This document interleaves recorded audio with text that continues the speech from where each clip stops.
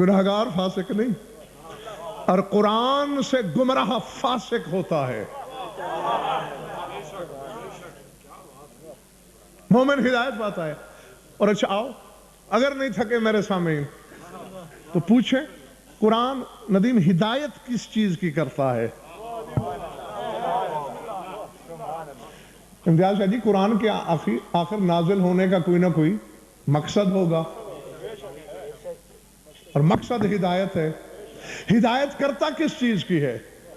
سر اٹھاؤ، آیتیں بہت ہیں میرے پاس، ایک پڑھنے لگا ہوں اس وقت۔ سورہ سبا ہے، وَيَرَى الَّذِينَ أُوتُوا الْعِلْمَ الَّذِي أُنزِلَ إِلَيْكَ مِن رَبِّكَ هُوَ الْحَقُّ وَيَهْدِي إِلَى صِرَاطِ الْعَزِيزِ الْحَمِيدِ۔ فرمایا میرے حبیب، جنہیں علم دیا گیا ہے، جنہوں نے پڑھا نہیں، جی یہ غضنفر کی بات نہیں ہو رہی، غضنفر نے علم پڑھا ہے۔ اوتوا العلم، جنہیں علم عطا ہوا ہے، جنہیں دیا گیا ہے، جو تخلیق سے عالم ہیں، وہ جانتے ہیں کہ تیرے پروردگار نے تجھ پر جو کتاب نازل کی ہے وہ حق ہے، اور کام کیا ہے اس کا؟ یہ اللہ کی صراط کی طرف ہدایت کرتی ہے۔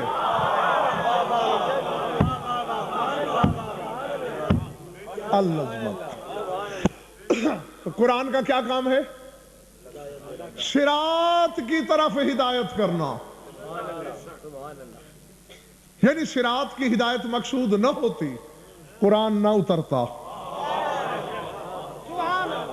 اللہ، صراط مستقیم نہ ہوتی، قرآن نازل نہ ہوتا۔ زیغم تمہارا رسول کیوں آیا؟ سورہ شورا کو پڑھو، تھک گئے ہو تو بتا دو۔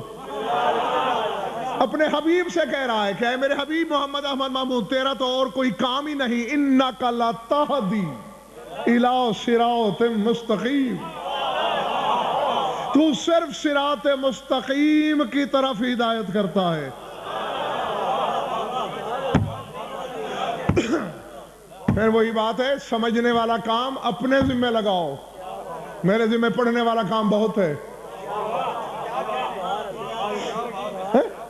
قرآن صراط کی طرف ہدایت کرتا ہے، رسول صراط کی طرف بلاتا ہے۔ یعنی اگر صراط مستقیم نہ ہوتی، رسول کو بھیجنے کی ضرورت نہیں تھی۔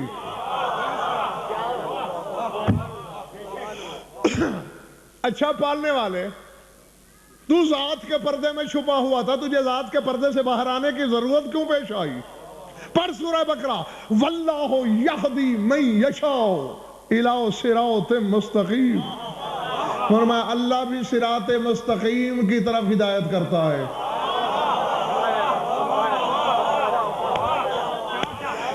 اللہ کا مقصد صراط، رسول کا مقصد صراط، قرآن کا مقصد صراط۔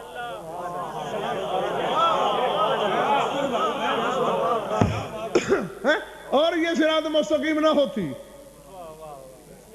اللہ ذات کے پردے میں چھپا رہتا، رسول قرب الہی میں رہتا، قرآن لدن کبریائی میں رہتا، نہ قرآن لوح کے سینے کو چھوڑتا، نہ رسول دامن کبریائی سے جدا ہوتا، نہ اللہ اپنی صفات کے سہارے پردے سے باہر آتا۔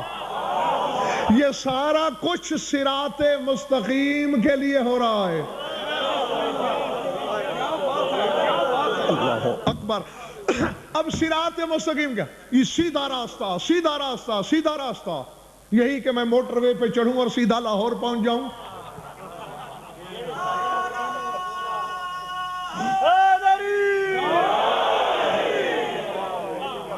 بولو نا، کیوں ریز بھائی؟ یہی ہے سیدھا راستہ؟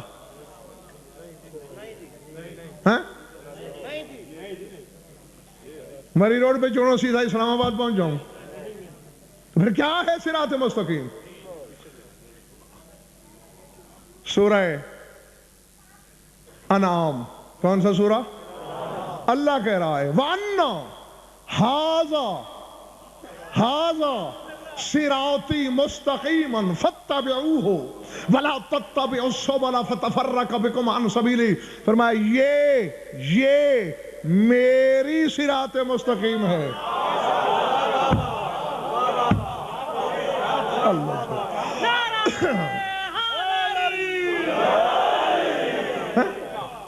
یہ ہاذا دلیل ہے، ہاذا اس میں اشارہ ہے تو مشار الیہ ہونا چاہیے، یعنی جس کی طرف اشارہ ہو.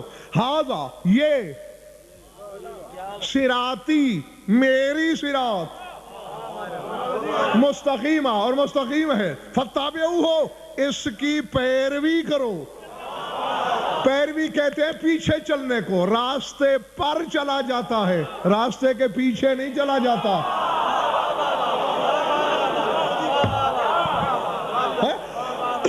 اور فرمایا یاد رکھو لا تتبعوا السبل فتفرق بکم عن سبیلہ، بہت سے راستوں پہ نہ چلنا. کیوں میرے مالک؟ فرمایا تمہیں اللہ کی سبیل سے بھٹکا دیں گے. اللہ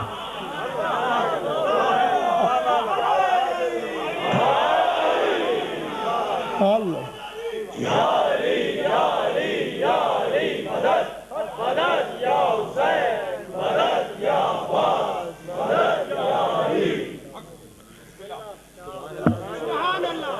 تھکاوٹ تو نہیں ہو رہی؟ گھبراہٹ تو نہیں ہو رہی؟ یہ ہے میری صراط، بس اس کی پیروی کرو.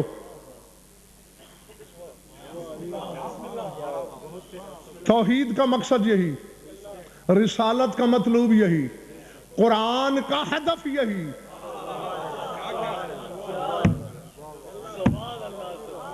اللہ اکبر.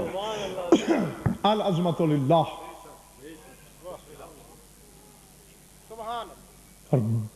بہت سے راستوں سے بچنا ہے. اب اگر صاحبان ایمان خواب غفلت میں رہیں، اس میں حقائق کا جرم نہیں. فرقے کتنے بنے ہیں؟ میں اونچا سنتا ہوں بھائی، اللہ تمہارا بھلا کرے. 73. نجات ایک کی، 72 جہنم میں. کربلا کے شہداء کی تعداد 72 ہی کیوں ہے؟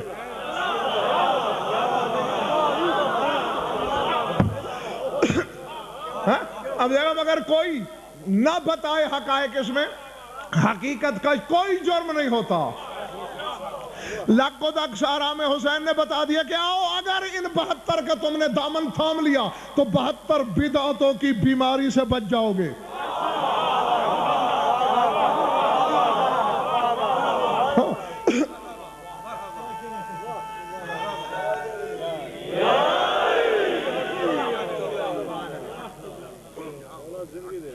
چلے تو نہیں گئے؟ اندر والے دوست تو نہیں تھک گئے؟ اچھا چلیں پہلے یہ فیصلہ کر لیں صراط مستقیم کیا ہے. راستہ تو نہیں، کیونکہ راستے پر چلا جاتا ہے، راستے کے پیچھے نہیں چلا جاتا. اور اللہ کہہ رہا ہے ھذا صراطی مستقیما فاتبعوہ، اس کی اتباع کرو، اس کی پیروی کرو.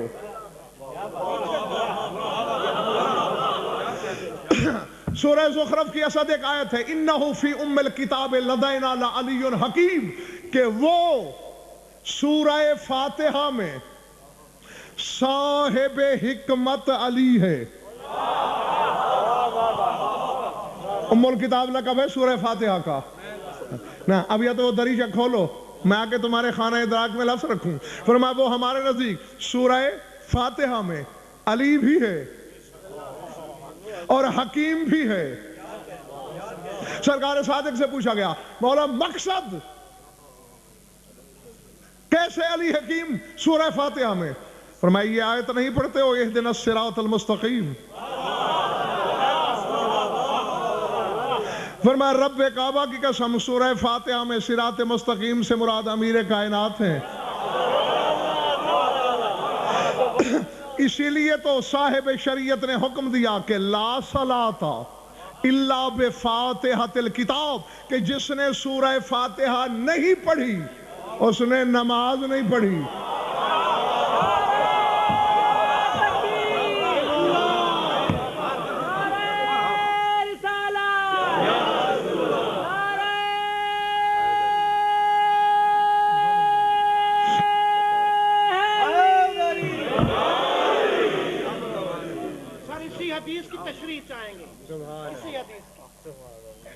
اچھا، لال خان تشریح کی ضرورت تو نہیں تھی، بچے بھی سمجھ سکتے ہیں۔ لا صلاۃ الا بفاتحہ، جس نے سورہ فاتحہ نہیں پڑھی اس نے نماز نہیں پڑھی۔ کیوں کہ سورہ فاتحہ میں بہت سی جگہوں امیر کائنات کا حکم، القاب کے پردے میں بسم اللہ سے تم نے نماز شروع کی، نقطے میں علی،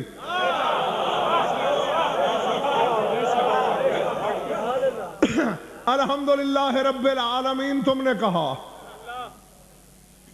رب کہتے ہی اسی کو ہے جو تربیت کرے، پالے، کھلائے، پلائے۔ اب کوئی کھا کے حلال کرے یا نمک حرامی کرے یہ بات الگ ہے، ورنہ جس طرف سے بھی آؤ تمہاری رگوں میں نمک علی کا اتر رہا ہے۔ اگر تراب کا رزق ابو تراب کے حوالے سے دیکھو تو بھی علی کا کھاتے ہو، اور اگر روئے زمین کو فاطمہ کا حق المہر سمجھو تو بھی علی کا کھاتے ہو۔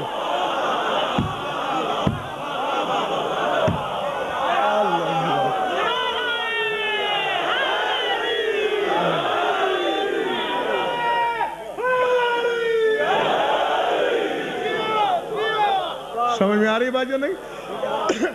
ہر لحاظ سے خون کے ایک ایک قطرے میں نمک علی کا اتر رہا ہے۔ چلے تو نہیں گئے، پیچھے والے سارے اٹھاؤ میرے طرف دیکھنا۔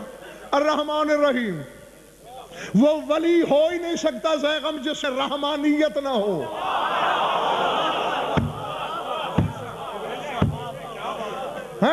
اور رحیم تو عاملہ کا بھائی اسے سارے جانتے ہو، مالک یوم الدین۔